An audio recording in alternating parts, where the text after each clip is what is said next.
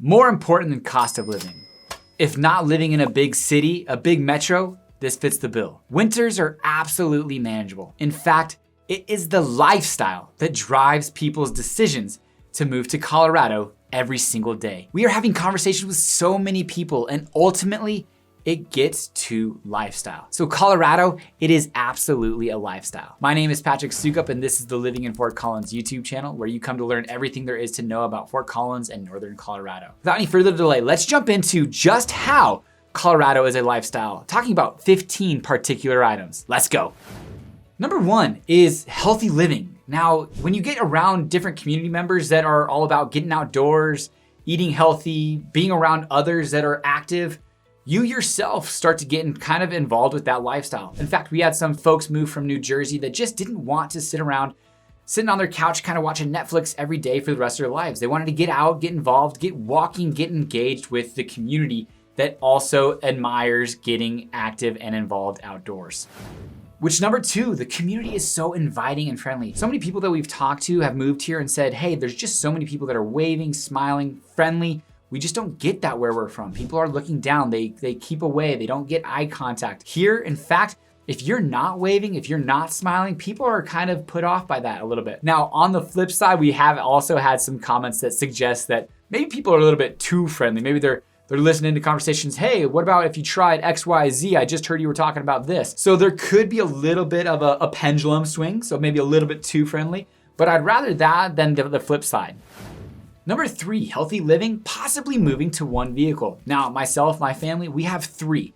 We do have a live-in au pair that does need a vehicle to take our kiddos in and around sports. And my wife, she works in Johnstown. I work in downtown Fort Collins. We both work full-time jobs. So one vehicle wasn't necessarily a good option for us. But there are plenty of individuals that work from home these days, work remotely, or work downtown and can get away with riding a bike. And that's not to say that I couldn't get away with riding a bike. But myself, with needing to go pick up kids kind of at a moment's notice, how many times I got to go out for showings, it just makes sense for us to have a vehicle. And then again, to be able to have our au pair take our kiddos to school. So for us, we're kind of on the flip side of that as well. We have more vehicles than are necessarily needed. But a lot of people try to go towards that lifestyle of one vehicle, less carbon emissions, ride the bike, and get outside.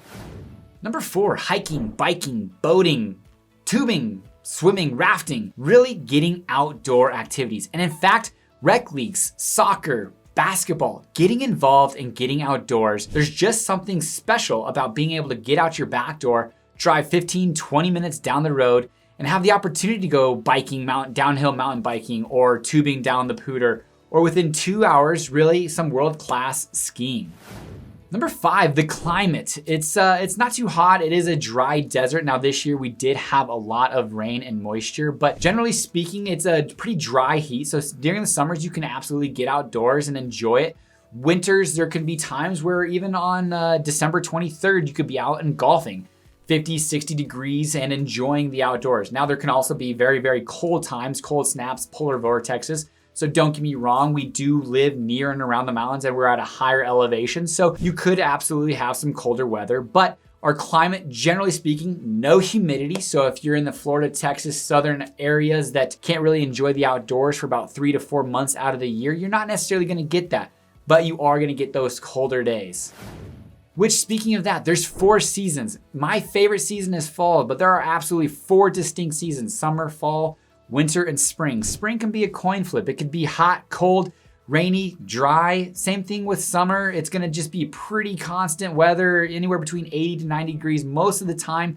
Afternoon thunderstorms, you do need to watch out for hail every once in a while, but we do have 4 distinct seasons, so you are going to need to enjoy that, and it's kind of a nice switch up. Now, being in and around from Fort Collins my entire life, I'm not a huge fan of winter. I own property, and winter generally is a time where property has issues.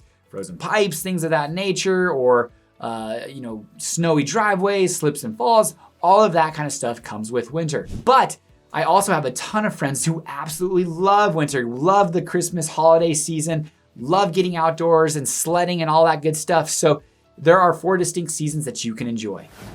Now, although we are a smaller community, about 180,000 people, we do have the proximity to a major metro.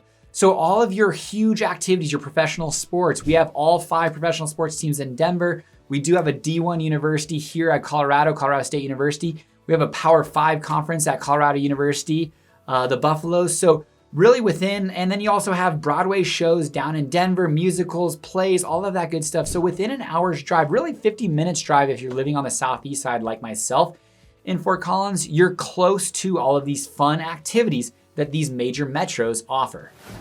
Which we are a work kind of hard community, but definitely like to play hard. We are the microbrewery capital of the world.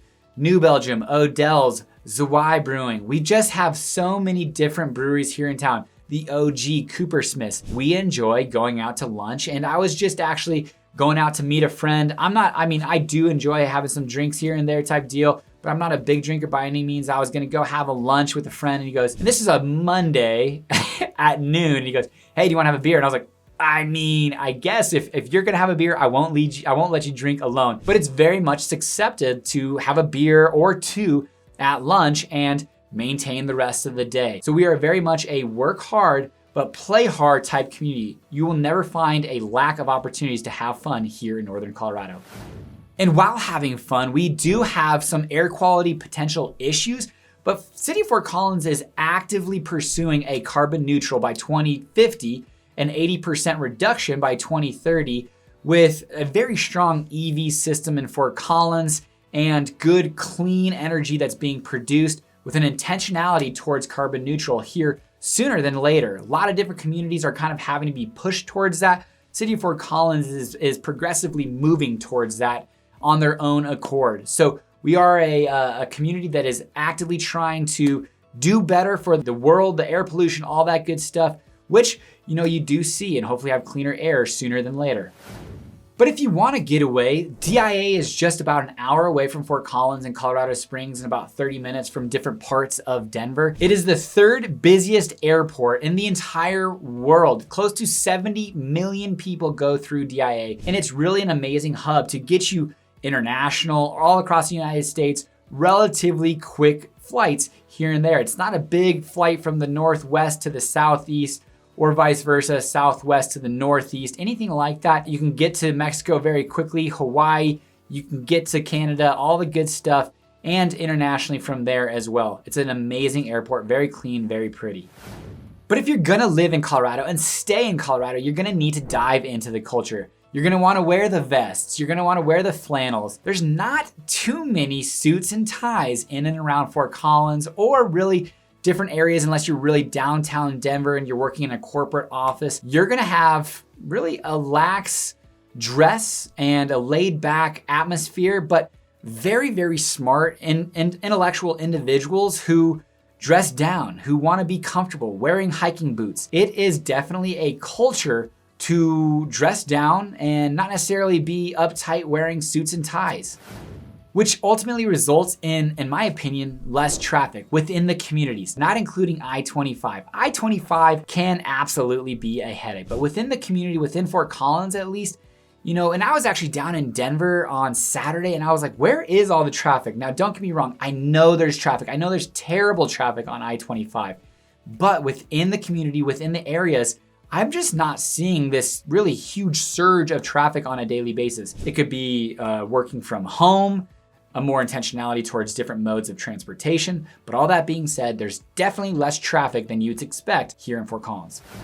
But if you want to drive down to CSU for some more educational opportunities, it is here. It's an R1 research institution here in Fort Collins, Colorado State University. It's an amazing, amazing program. And a lot of people are finding themselves going back and getting a master's later in life. And there's great opportunity, whether you do that or at Front Range Community College. And around Colorado, you got Colorado University, Mesa State University, Western, you got lots of different, Colorado College. You just have a ton of opportunities for really great educational opportunities for going back to get your master's at some time, your MBA, whatever that might be, plenty of opportunities.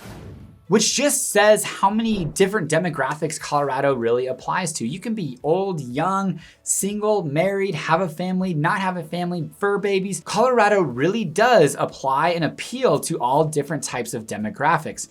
So come and enjoy it, whether you are old or young. Take the trails, walk outside, go have coffee, go have a beer, go party, go have a great dinner. Lots of different opportunities here in and around all of Colorado.